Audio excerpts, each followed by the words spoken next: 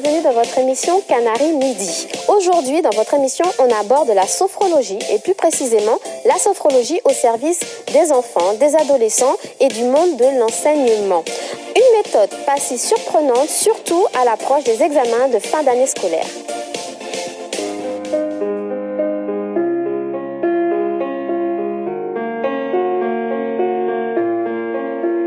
L'important, c'est se laisser aller, lâcher prise. Après, avec la répétition, ça devient de plus en plus habituel. Et nous continuons par les bas-ventres, les jambes, les pieds. À la fin, nous prenons conscience de la présence de tout notre corps dans notre conscience, c'est-à-dire plus qu'une technique de relaxation, c'est une prise de conscience qui va petit à petit nous aider à nous connaître mieux. Une amorce d'une séance de sophrologie. Et pour comprendre ce qu'est la sophrologie et en quoi elle peut être utile chez les enfants et les adolescents, nous recevons aujourd'hui Madame Isabelle Lefebvre-Vallée. Bonjour Isabelle. Bonjour. Vous êtes sophrologue, formatrice spécialisée enfants, adolescents et monde de l'enseignement. Alors, est-ce que vous pourriez nous définir très précisément la sophrologie ? Alors, le côté précisément va être un peu compliqué.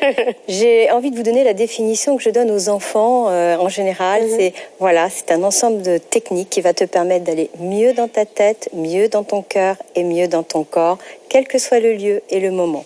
Et c'est vraiment une possibilité pour chaque enfant de se réapproprier son existence à son niveau d'enfant, dans la responsabilité, l'autonomie, et puis réveiller tout ce dont il a besoin. Donc la sophrologie parle aux enfants à partir de quel âge ? Quand je rencontre mes premiers petits patients, ils peuvent avoir 2 ans. Donc c'est des tout petits, on va faire vraiment une approche donc déjà de leur schéma corporel, le corps, je prends conscience de mon corps, je vais apprendre aussi à l'utiliser et puis on va dire que les techniques les plus précises, ça va être à partir de 5-6 ans. Très bien.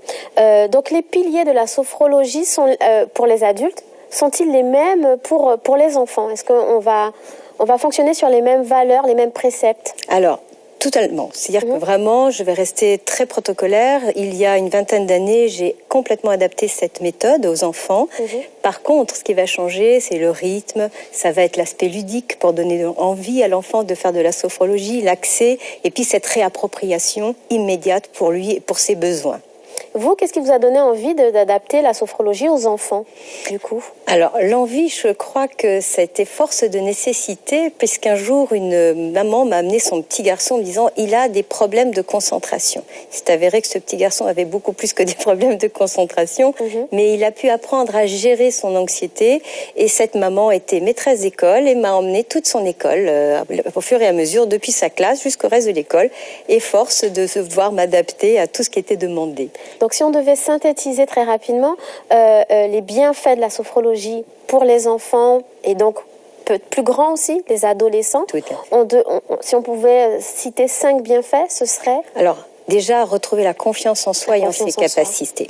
Retrouver également la motivation dans le travail, la possibilité d'apprendre à se concentrer, à porter une attention précise aux choses. On l'oublie, le côté zapping des écrans, on en parle beaucoup, mais c'est une réalité. C'est aussi leur donner les moyens de développer leur capacité en cas de nécessité. Je parle anxiété, stress, examen, la moindre poésie à dire, à raconter, à parler devant le public. Devant la classe, exactement. D'accord, donc vraiment être acteur de leur bien-être et avoir donc des outils pour le quotidien. Oui, tout à fait. Alors, vous parlez aussi donc, du coup des enseignants. Vous donnez aussi les clés aux enseignants, donc les gens qui encadrent en fait les enfants sur toute une journée. À l'enseignant, on va lui demander quoi ? Dans son rôle d'enseignant, comment il va pouvoir injecter les préceptes de la sophrologie ? Un retour de récréation un peu agité va permettre de retrouver le calme, peut-être d'un passage d'une matière à une autre quand il s'agit de l'élémentaire, de pouvoir permettre après un contrôle, de retrouver également l'énergie nécessaire à suivre le cours qui va suivre. Mais ça va être aussi dès le collège de pouvoir aider les enfants à retrouver la notion de repère dans les nouveautés du collège, collège ou bien au lycée pour retrouver cette dynamique de la révision, de savoir s'organiser. Là, vous avez capté l'attention de tous les parents. C'est un peu ça. Il y a vraiment des vertus concrètes dans le quotidien, dans la vie d'un enfant, puis d'un adolescent. Alors, vous mettez en place, pour faire partager ces méthodes, des formations, c'est bien ça? Oui, c'est mon plaisir de transmettre ce que j'ai mis en place. Alors, des formations qui ont lieu ici, aujourd'hui, à Cayenne. Donc, il y aura une journée découverte le 8 mai pour le grand public, et puis pour les sophrologues et les enseignants, le 2 et 3 mai. Donc, pour voir leur proposer cette adaptation. Donc, parlons tout d'abord de la journée tout public. Découverte de la sophrologie et ensuite un petit peu d'adaptation pour les enfants. Comment va s'organiser cette journée? J'ai vraiment envie de faire vivre aux parents, s'ils veulent venir avec leurs enfants, c'est encore mieux, mais de leur faire vivre de l'intérieur, redevenir un enfant quelques instants, savoir de quoi on a besoin. C'est beaucoup de pratique, beaucoup d'accès par le jeu, comme je vous le disais, et même pouvoir pratiquer comme un enfant, c'est le principe même, sous des drôles de choses, puisque je vais leur faire souffler sur des plumes, faire peut-être des batailles de coussins. Il y a une mise en situation du ressenti d'un enfant. Voilà. Et donc on n'est vraiment pas dans un cours académique, magistral. Il y a vraiment l'interaction durant cette formation, cette journée découverte. C'est le propre de la sophrologie, c'est de vivre, d'exister et de sortir ce qu'il y a à l'intérieur de nous pour le vivre avec tous nos potentiels à l'extérieur. Donc le parent qui va vivre une situation, qui va retrouver des sensations, si son enfant est là, peut-être même qu'il ne vivra pas du tout la même chose, et c'est ça l'échange en plus parent-enfant. D'accord. Donc l'enfant peut venir à la formation. L'enfant à partir de quel âge et dans quelles conditions?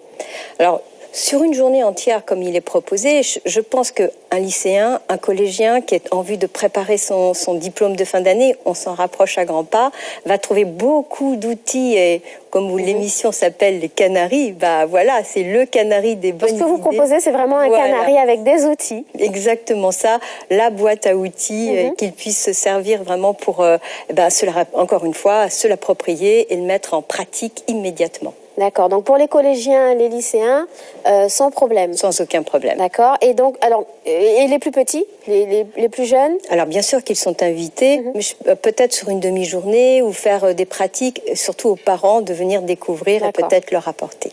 Très bien. On revient rapidement sur les adolescents. Effectivement, vous l'avez dit, les examens arrivent, brevet des collèges, examens de fin d'année, baccalauréat. Et souvent, les enfants sont surchargés de travail, stressés. Et donc, on va en parler pendant la formation, mais surtout, comment vous traitez, comment vous abordez le sujet avec eux? Ce qui est le plus important, c'est qu'ils comprennent que je ne suis pas professeur ou parent. Je suis sophrologue, et on va apporter des solutions, les leurs et en fonction de leurs besoins.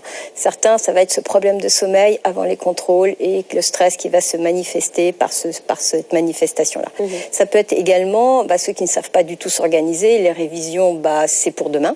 Là, je pense qu'il y a beaucoup de gens qui vont se reconnaître. Et puis, j'ai encore du temps. T'inquiète pas, maman, je gère. Voilà.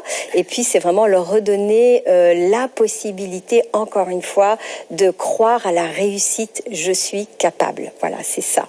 D'accord. Donc ça, c'est la journée découverte pour les enfants, pour les parents, pour les enfants quand ils sont en âge d'assister à la demi-journée, et puis pour les plus grands lycées collégiens. On vient avec quoi à cette formation? On vient les mains vides, ça, on a un petit cahier. On vient avec quoi? Avec la bonne humeur.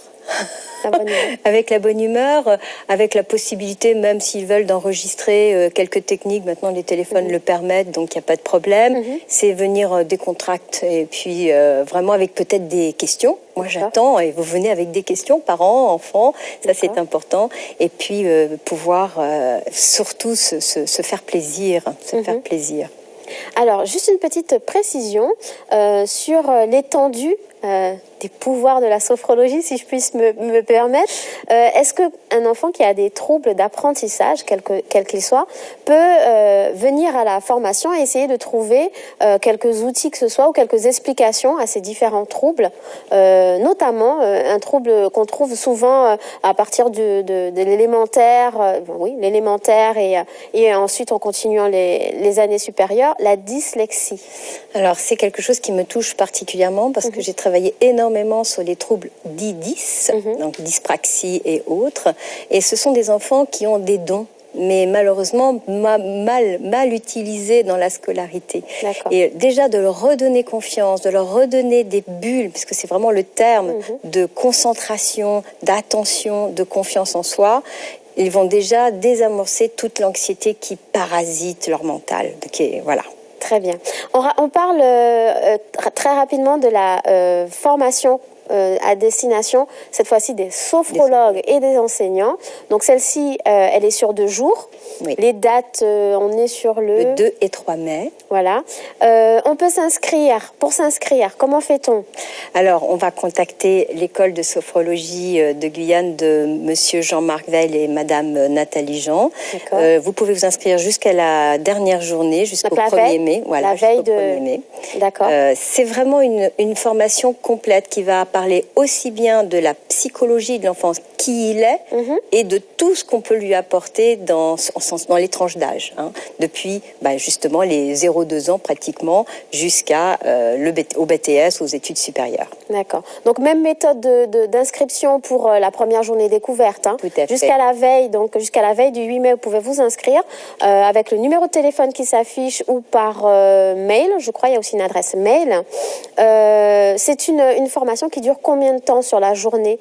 Sur la journée découverte, on est à combien d'heures de formation? On a 7 heures de formation. 7 heures de formation et 14 heures. 14 heures pour, de journée, pour le corps enseignant et les sophrologues. Tout à fait. Alors, on va parler de vos livres, bien sûr, pour tous ceux qui veulent plus d'informations.